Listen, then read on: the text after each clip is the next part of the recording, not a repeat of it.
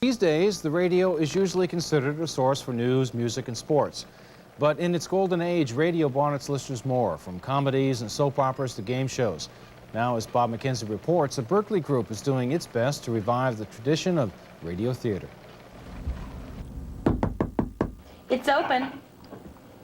Let's start that again. If you remember radio drama, you must be older than anyone in this room. These young people don't remember those days, but they're bringing them to life again.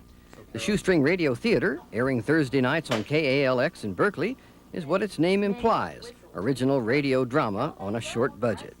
This is an episode of Shoestring's most popular series about Kitty Elliott, Private Eye. In this scene, Kitty meets with a friendly hooker to get advice on trapping an infamous sex criminal. Well, the meter's running, so let's see you walk across the room, Kitty. Like this? Is that the way you normally walk? Yes. Anyone on the street ever ask you if you want to ride? No. I'm not surprised. Camille, let me see you walk. Do you see the difference, Kitty? The performers and technicians, using equipment that dates back to the days of live radio drama, all work without pay. They go to college or have day jobs and do this for love. I think everyone would like to think of themselves as a movie star or an actor, but we're all too ugly to be on TV. But aside from that, for me personally, it's a lot of fun to be acting, but it's also nice to be able to look at the script while you're acting. You can't do that on the stage.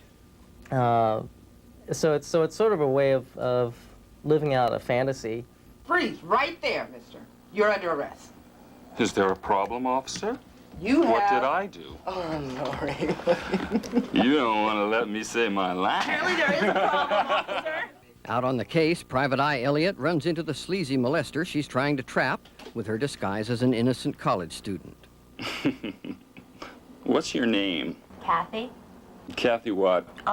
Tell me your name first. It's John. Same as my daddy. Did you get along with your father? Oh, yes. How can you ask? How old are you? How old are you? I asked you first, Kathy. Okay, I'll give you a hint. Today's my birthday. Let's have a drink to celebrate. All right. TV was very impressive when it first broke through, and there's a lot to be said for being able to see the pictures, and I think that interests people at first, but when you think about it more and when you've grown up on TV, see, I've seen everything on TV, and radio dramas are new to me. They're not something old. Though Shoestring has no money for advertising, word has spread that radio drama is alive and kicking on KALX, and the theater has gathered a devoted clan of hardcore fans. Mike Newman and Monica Sullivan write most of the scripts. Both say it gives them more satisfaction than anything they've ever done. Writing a play down on paper is one thing, but then hearing it read aloud by talented people really brings it to life. And the first time I heard that done was incredibly exciting, just hearing the characters come to life. Obviously, everybody in this group is too young to remember radio drama. I mean, they weren't alive or they can't remember it. So.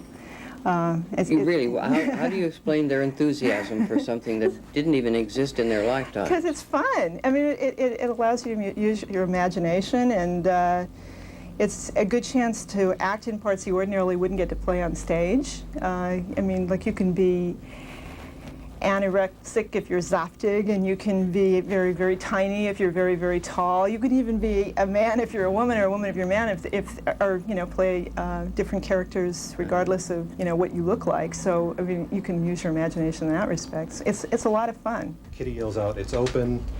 Part opens. "Hi, I'm Valerie. Are you Kitty Elliott?" It closes after "Hi, Kitty." Right. Let me just get straight what I'm doing here. Rustling papers. That's fine. Yeah. Go ahead and start the tape. We now return to Act 2 of Jack the Tipper by Monica Sullivan.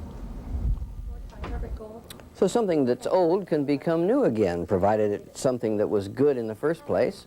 And that rule seems to apply to radio drama. In Berkeley, Bob MacKenzie for the 6 o'clock news. Sold.